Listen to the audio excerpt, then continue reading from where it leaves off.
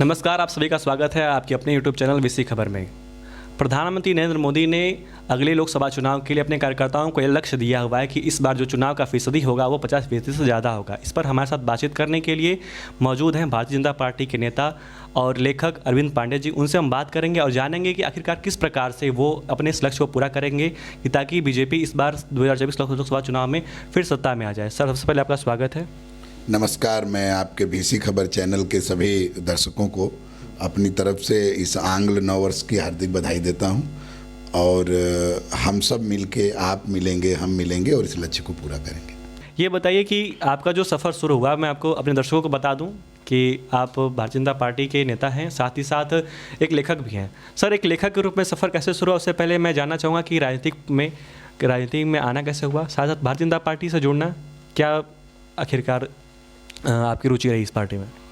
हम लोग छात्र जीवन से ही राष्ट्रवादी संगठन अखिल भारतीय विद्यार्थी परिषद से जुड़े थे और पढ़ाई के दौरान बाद में राष्ट्रीय स्वयंसेवक संघ में भी कुछ समय काम करने का अवसर मिला और फिर भारतीय जनता पार्टी में हम लोग युवा मोर्चा के रास्ते, युवा मोर्चा में जिले में काम करते हुए अपने सफ़र को आगे ऐसे ले आ रहे हैं। राजनीति दो तरीके से लोग करते हैं, एक व्यक्ति बाई चॉइस करता है, एक व्यक्ति बाई चांस करता है। तो चांस करने वाले तो आपको बता देंगे कि मैं ऐसे आया, मुझे भी नहीं पता चला कि मैं कब राजनीति में आ गया और मेरा पूरा जीवन पूर्ण राजनीतिक कैसे हो गया। तो ये कुछ चीज़ें रामदेव जी कहते हैं ना, करने से होता है। मैं करता गया और होता गया, कभी पीछे मुड़ के देखा नहीं। जो जहाँ जैसे मिला, सेवा के रूप में, उनके साथ किसी के हो लिया, सहयोगी के रूप में, संगठन के अपने नेताओं के सेवक के रूप में, जो भी जिम्मेदारी जब भी जहां मिली उसको करता गया और राजनीतिक रूप से आज राजनीतिक कार्यकर्ता की एक पहचान मिली और इतने से ही संतुष्ट हैं। बहुत लोग बहुत क्षेत्रों में काम करते हैं और उस काम के नाते उनकी पहचान नहीं होती। तो हम भारतीय जनता पार्टी के कार्यकर्ता हैं और एक कार्यकर्ता होने के नाते हमारी पहचान है कि हम भाजपा कार्यकर्ता हैं और आप तक ये बात पहुंची, आप मेरे तक आए, तो ये ऐसे ही हो गया, बस करता गया और हो गया। एक छात्र नेता से आपने अपने सफ़र की शुरुआत की, युवा मोर्चा के नाते आप भारतीय जनता पार्टी के मुख्य धारा में आए हैं। क्या लगता है कि आने वाले जो समय है, भारतीय जनता पार्टी का जो भविष्य है, प्रधानमंत्री जी 47 का लक्ष्य बनाकर चलते हैं, वो तो सरकार के रूप में, एक देश के रूप में, पार्टी आपके पूर्व अध्यक्ष जी ने बोला था कि हम आने वाले 50 साल तक रहेंगे सत्ता में। तो इसको लेकर पार्टी की क्या रुचि है, मतलब पार्टी का जो उद्देश्य है कि आखिरकार किन किन रास्तों पे वो आगे चल के 50 साल तक सत्ता में रहने वाले हैं? एक कार्यकर्ता के रूप में जो आपको सीखने को या समझने को मिला, उस स्तर से आप बताइए। एक कार्यकर्ता के रूप में 50 साल क्या, मैं तो चाहूँगा कि जीवन भर भारतीय जनता पार्टी सत्ता में रहे और सेवा में रहे, सबकी सेवा करती रहे, सत्ता में रहे, देश विकसित देश हो 2047 में। हम सब अपने प्रति व्यक्ति आय को बढ़ा सकें, प्रति व्यक्ति रहन सहन को बढ़ा सकें। भारत का IQ लेवल आज 76.24 है, जबकि हमसे अधिक जापान और ताइवान है, उनका 106 पॉइंट समथिंग है। तो हम चाहेंगे कि IQ के क्षेत्र में, हम चाहेंगे कि एम्प्लॉयमेंट के क्षेत्र में, हम ये चाहेंगे कि हम जो वस्तुएं निर्यात करते हैं उसके क्षेत्र में आत्मनिर्भर बने, हम नागरिक कर्तव्यों का सारे लोग पालन करें। और ये यदि सारी चीज़ें हो रही हैं और इसके विषय में हम सोच पा रहे हैं और ये सरकार हमको, नौजवानों को सोचने का अवसर दे रही है, तो ये सरकार हमेशा रहे और जो देगा, जो करेगा, मैंने कहा ना, करने से होता है। तो 50 साल क्या, अनंत काल तक रहेंगे जब तक राजनीतिक गतिविधि चलेगी। आपकी बातें सुन के लगता है कि आपने इरादा बना लिया कि भारतीय जनता पार्टी लगातार केंद्र में सत्ता में या प्रदेश में भी सत्ता में रहने वाली है। सर, बातचीत को आगे बढ़ाते हैं, आते हैं आपके व्यक्तिगत स्तर पे और व्यक्तिगत जीवन में। एक राजनेता के रूप में जो सफ़र शुरू हुआ था, उसके बाद हमने आपको जहाँ तक जाना, हमारे दर्शकों ने जाना आपको एक लेखक के रूप में हमने जाना। तो ये जो लेखक वाली जो छवि है आपकी, जो अंदर से लेखक था आपकी, वो राजनीति में आने के बाद बाहर आया, पहले से ही आप लिखते वगैरह सारी चीज़ें करते थे? ये अपना, मैं आपसे एक रिक्वेस्ट करना चाहूँगा कि आप अपना जो सफ़र है छात्र जीवन से लेकर अब तक एक समरी के रूप में बताएं। राजनीतिक तो हमने आपको बता ही दिया, बहुत छोटा सा सफ़र है, मैं किसी बड़े पद पे नहीं रहा। म्यूनसिपल इलेक्शन में मैं सोनभद्र ज़िले के दुद्धी का इंचार्ज रहा, प्रभारी रहा और हम लोग वहाँ जीते भी लेटेस्ट। बाकी मैं ज़िले स्तर पे ही काम किया। उसके बाद पार्टी ने कोई बड़ा अभी अवसर हमको नहीं मिल पाया और मैं उसके योग्य होऊंगा तो निश्चित रूप से हमको मिलेगा। और लेखक के तौर पे पहले 2013 में एक कार्यक्रम हम लोग किए थे चंदौली में, संघर्षरत चंदौली नाम का एक संगठन हम लोग बनाए थे और ये सभी मित्र थे हम लोग। एक मन में था कि ज़िले की पुलिस लाइन, ज़िले का कारागार, ज़िले के सरकारी कार्यालय, अभी भी ये लड़ाई है, ज़िले का विकास भवन, ज़िले की पुलिस लाइन, ये हमारा ज़िला जब बना उसके बाद से अभी भी अधूरा है, तो एक लड़ाई थी कि ये पूरा हो। उस समय नारा होर्डिंग पे लिखना था, तो हमने उस समय एक नारा बनाया था कि संघर्ष करता छात्र नौजवान जो है असल में भाग्य विधाता। और पहली लाइन उसकी थी कि सीमा पे जवान, खेत में किसान, एक राष्ट्र रक्षक, एक अन्नदाता, और संघर्ष करता छात्र नौजवान जो है असल में भाग्य विधाता। मेरे द्वारा ये पहली बार एक लाइन ये लिखी गई, जिसको हम लोगों ने होर्डिंगों पे भी लिखा 13 में। उसके बाद फिर लिखने का ऐसा अवसर नहीं मिला, फिर 16-17 से हमने पत्रिकाओं में लिखना शुरू किया। पत्रिकाओं में लिखते लिखते सफ़र आगे बढ़ा।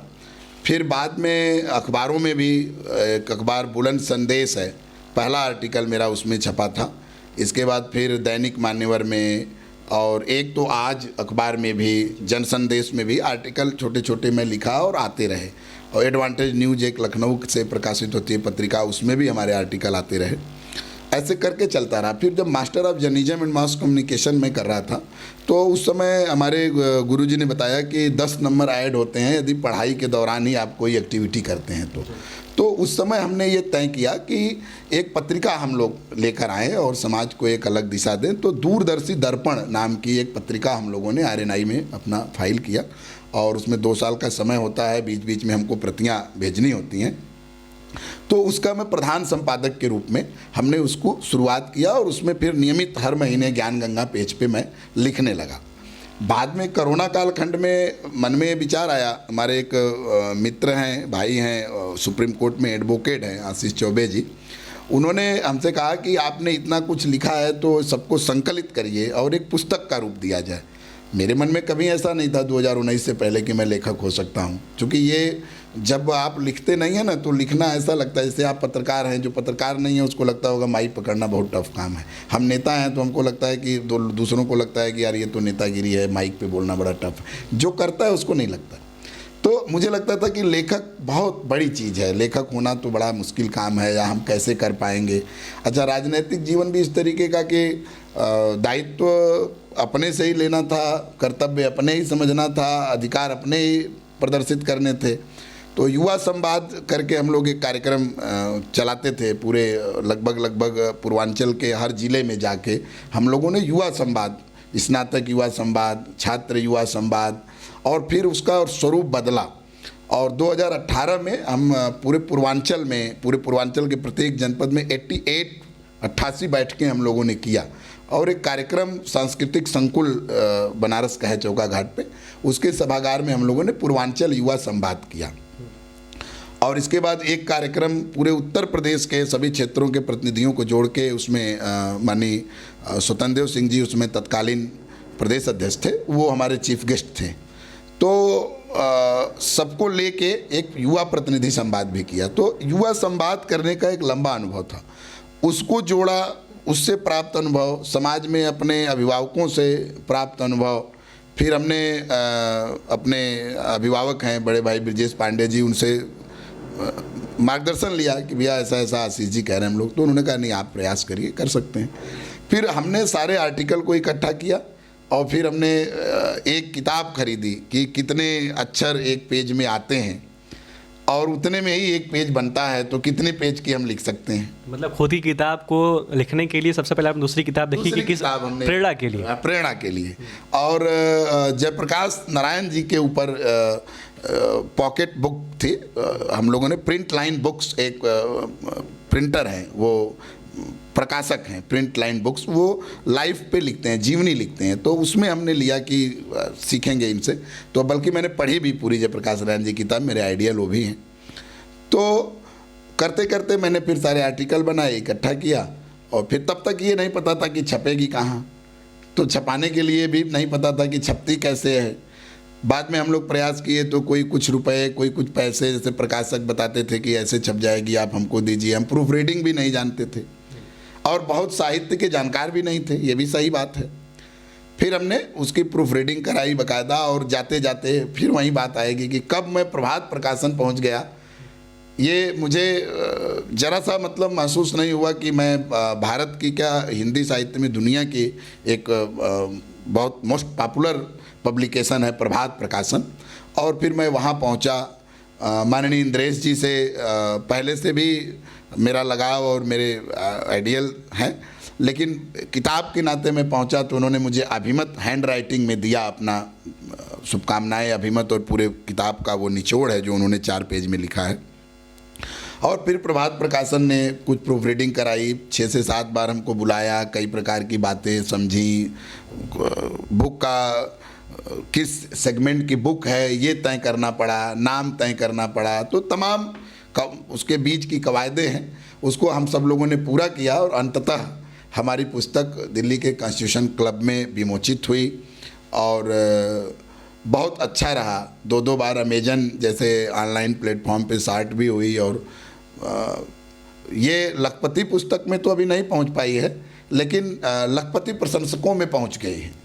तो इसके प्रशंसक हैं, सीखते हैं लोग, मुझे भी अच्छा लगता है, आगे भी और अच्छा करने का प्रयास करूंगा। जाहिर सी बात है कि अगर किसी भी पुस्तक के प्रशंसक ज़्यादा हों तो उसके लेखक के लिए ज़्यादा मूल्यवान चीज़ होती है।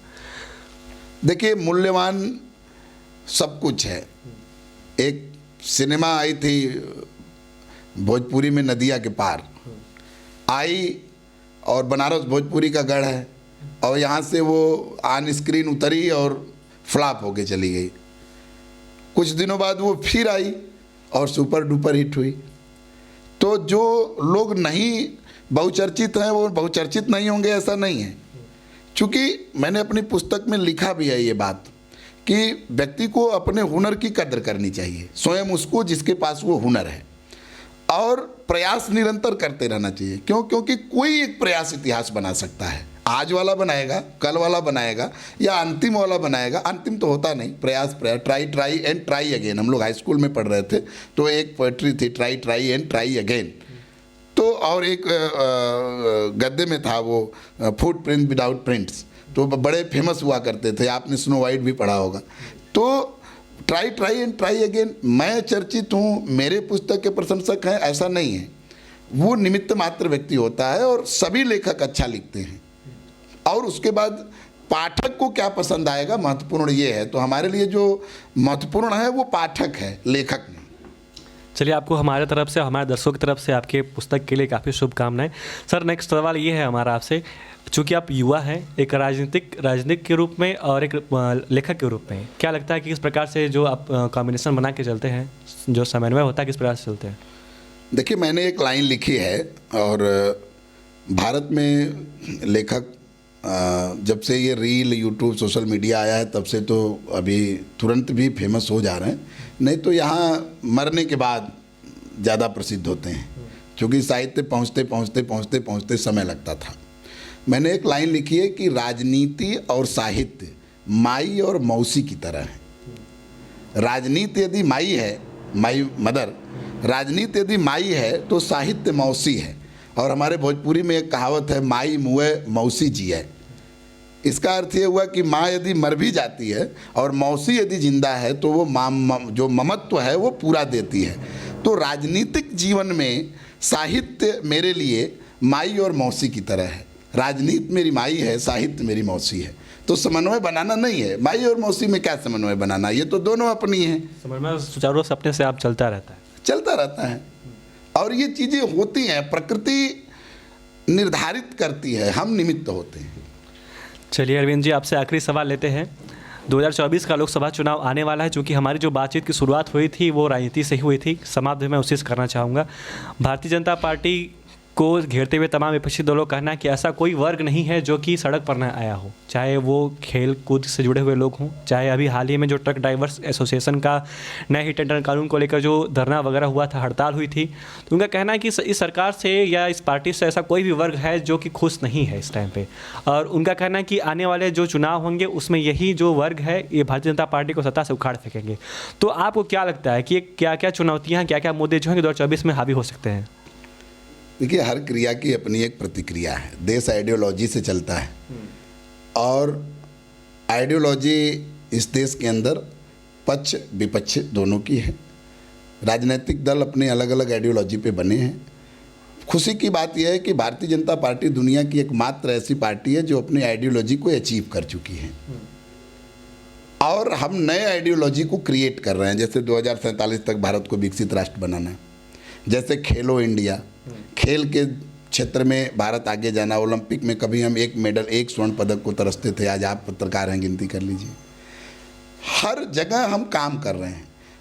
विपक्ष जिन आंदोलनों की बात कर रहा है, किस परिवार में आंदोलन नहीं है? ट्रक ड्राइवर की आप बात किए, ट्रक ड्राइवर ने कहा कि नहीं ये ठीक नहीं, उन्होंने कहा ठीक है हम समीक्षा कर लेंगे। किसान कृषि बिल पे आपने आंदोलन कराया, हमने कहा ठीक है हम समीक्षा कर लेंगे। सरकार ने कहा हम समीक्षा कर लेंगे। तो अभिभावक तो वहीं अच्छा है ना, जो हमारे परिवार में किसी बात को लेके असंतोष है तो उस पर समीक्षा की बात करें, एक साथ बैठें और काम करें। तो इसको यदि वो विरोध के रूप में लेते हैं तो मैंने फिर कह रहा हूं कि उनके दिमाग से विपक्ष नामक शब्द निकल गया है। उनके दिमाग में, उनके नस नस में विरोध भर गया है, और जब विरोध की नीयत से वो देखते हैं तो विपक्ष का कोई स्थान नहीं बचता है। ये वो देश है जहां अंबेडकर जी चुनाव हार जाते हैं और मंडल जी इस्तीफा दे करके उनको सदन में लाते हैं। ये विपक्ष इस देश का है। यहाँ कोई इस तरीके की गतिविधि आप विरोध के रूप में नहीं चला सकते कि नहीं हम इनको उखाड़ फेंकेंगे, भैया मोदी हटाओ, मोदी हटाओ, मोदी हटाओ। लाओ किसको, पहले ये तो तय करिए। तो आपका दो ही आइडियोलॉजी इस समय देश में ये लोग चला रहे हैं। एक आदमी कह रहा है कि नहीं मोदी रहेगा, दूसरा आदमी कह रहा है मोदी हटाओ, मोदी हटाओ। तो आपने तीसरा कॉन्सेप्ट कहाँ लाया? आप देश के सामने आइडियोलॉजी तो क्लियर करिए कि आप करना क्या चाहते हैं, आप कर क्या सकते हैं। तो आपको नहीं लगता कि तमाम ऐसे कानून जो आ रहे हैं, चाहे वो कृषि कानून हो, चाहे वो हिट एंड रन को लेकर जो नया कानून आया, तो ऐसा कौन सी वजह जिसकी वजह से जो उससे जुड़े हुए वर्ग हैं उनको लगातार सड़क पे आना पड़ रहा है? चाहे हम हाल ही में देखें कि जो कुश्ती विवाद हुआ, कुश्ती संघ से जुड़ा विवाद, संजय सिंह नए अध्यक्ष बने हाल ही, फिर खेल मंत्रालय ने कुश्ती संघ को भंग कर दिया, फिर उसके बाद उससे पहले ब्रिजभूषण शरण सिंह को लेकर काफ़ी विवाद हुआ था। तमाम जो देश को इतनी सालों से मेहनत करके जिताने में खड़ी होते हैं, चाहे वो बजरंग पुनिया हो, चाहे वो साक्षी मलिक हो, वो अपने अर्जुन अवार्ड तो कोई खेल रत्न अपना वापस सड़क पर रख के वापस चला जा रहा है। तो कहीं नहीं लगता कि भारतीय जनता पार्टी जो कि प्रदेश में भी है, हरियाणा में भी है और मंत्रालय उनके पास है, मोदी जी का खुद कहना है कि खेलो इंडिया अभियान चला के वो खिलाड़ियों को उत्साह दे रहे हैं, सारी चीज़ें कर रहे हैं, तो ऐसी चीज़ें कौन सी जो छोटी सी चूक है हम राजनीतिक नज़रिए से नहीं देखेंगे, लेकिन कम से कम एक सरकार जो दावा करती है कि हम लोगों के लिए अच्छा काम कर रहे हैं, तो जो देश के ऐसे लोग जो खिलाड़ी हैं, जो लोगों को, युवाओं को प्रभावित करते हैं, उनका इस तरीके से सड़क पे आना, असंतुष्ट होना, और जो ट्रक ड्राइवर्स जिनसे पूरी अर्थव्यवस्था जुड़ी हुई है, कौन सी ऐसी चूक है जो आपको लगता है? व्यक्तिगत रूप से ये बताइए कि ये छोटी छोटी कमी हो जा रही है। देखिए, एक विषय जो आपने उठाया बड़ा मार्मिक विषय है, और मेरी कुश्ती में थोड़ा जानकारी कम है कि वो कैसे अध्यक्ष बनते हैं, क्या होता है, और हम लोग ले नहीं पाए हैं। देश के अंदर खेल का सम्मान होना चाहिए, खिलाड़ियों का सम्मान होना चाहिए। ऐसी परिस्थितियां उत्पन्न होनी चाहिए जिसमें खिलाड़ियों को पदक वापस न करना पड़े। और इसमें अंदर क्या है और किस तरीके से ये चुनाव होते हैं, किस तरीके से सिलेक्शन होता है, ये मैं नहीं जानता। मैं इतना ज़रूर जानता हूँ कि देश के सभी प्रदेशों को अवसर मिलना चाहिए। किसी एक प्रदेश के एकाधिकार के लिए निगेटिव रोल किसी को अदा नहीं करना चाहिए। तो आपने कहीं ना कहीं सांकेतिक रूप से बात हरियाणा लॉबी और गोंडा लॉबी, अगर मैं नाम लेना चाहूँ तो नहीं, इतना अभी खेल में हमारा नॉलेज नहीं है, होगा तो मैं बता दूंगा आपको। लेकिन फिलहाल मेरा बस ये कहना है कि एकाधिकार किसी भी विषय का नहीं होना चाहिए। ये इलेक्शन कोई न कोई संवैधानिक प्रक्रिया होगी, और जो भी जीत के आता है उस प्रक्रिया से जीत के आता है। और जिन लोगों को लगता है कि ये प्रक्रिया गड़बड़ है तो वो प्रक्रिया में भाग लें। प्रक्रिया के बाद जो उत्पन्न होती हैं विषय, भाई कोई आदमी इलेक्शन हुआ, नामांकन हुआ होगा, नामांकन के बाद वोट पड़े होंगे। अच्छा, आपने देखा होगा, आप ही के टीवी चैनलों ने चलाया कि मुख्यमंत्री आदरणीय मोहन यादव जी को, माननीय मोहन यादव जी को 5 वोट मिले, चलते हुए आपने देखा। तो इस खबर पे तो कोई रिएक्शन नहीं हुआ। वोट पड़ा तब ना 5 वोट उनको मिला। और वोटिंग के लिए कोई न कोई हमारा प्रतिनिधि तय होगा जो वोट देता होगा। तो उस प्रतिनिधित्व प्रक्रिया में क्यों नहीं पहलवान उस समय उस पर आपत्ति यदि थी तो उठाना चाहिए उनको। एक आदमी लड़ा और जीत गया, जीत गया तो इनका आदमी नहीं होना चाहिए, उनका आदमी नहीं होना चाहिए, ये सवाल जायज़ नहीं है। लेकिन आपका जो संगठन है, आपकी जो पार्टी है, वो सरकार में है, तो आखिर रास्ता क्या है? आपको क्या लगता है कि क्या रास्ता हो जो कि जो पहलवान है, चूँकि उन्होंने जीवन के शुरुआती 20-30 साल उसमें खपाए हुए हैं और वो बड़ी मेहनत करके उनका सम्मान आने उनका सम्मान चूँकि देश की जो महिला पहलवान है, चाहे वो साक्षी मलिक हो, चाहे वो विनेश फोगाट हो, ऐसे पहलवान आके सड़क पे हमने पिछली सर्दी में देखा कि वो सड़क पे बैठी हुई थी। तो क्या लगता है कि ये चीज़ें देश की जो छवि है, चाहे वो राष्ट्रीय स्तर पे हो, चाहे वो अंतर्राष्ट्रीय स्तर पे हो, उसको कहीं ना कहीं प्रभावित करती हैं? और चूँकि भारतीय जनता पार्टी केंद्र में है, मोदी जी की सरकार, उनका कहना है कि महिला सुरक्षा, महिला विकास, तो कड़ी कौन सी ऐसी है जो कि टूट जा रही है, उस पर काम करने की ज़रूरत है? अब ये हमारे कार्य क्षेत्र से बाहर का विषय है, इस पर हमको जानकारी होगी तो आपको जरूर बता देंगे। चलिए, बहुत बहुत धन्यवाद आपका। ये थे हमारे साथ भारतीय जनता पार्टी के नेता अरविंद पांडे। इनकी एक पहचान लेखक के रूप में हुई। हमने इनसे जानने की कोशिश की इनका राजनीतिक सफ़र और इनका एक लेखक के रूप में भी परिचय। इन्होंने बहुत अच्छे से हमसे अपने हर एक सफ़र के बारे में बताया। उम्मीद है कि आपको हमारा इनसे बातचीत जो हुई काफ़ी पसंद आई होगी। अगर आपको हमारे बातचीत पसंद आई होगी तो इस वीडियो को लाइक करना, चैनल को सब्सक्राइब करना और कमेंट करना ना भूलें। ऐसे ही लगातार अलग अलग शख्सियत के साथ वीडियो को देखने के लिए और खबरों को देखने के लिए सब्सक्राइब करें हमारे चैनल विषय खबर को। धन्यवाद।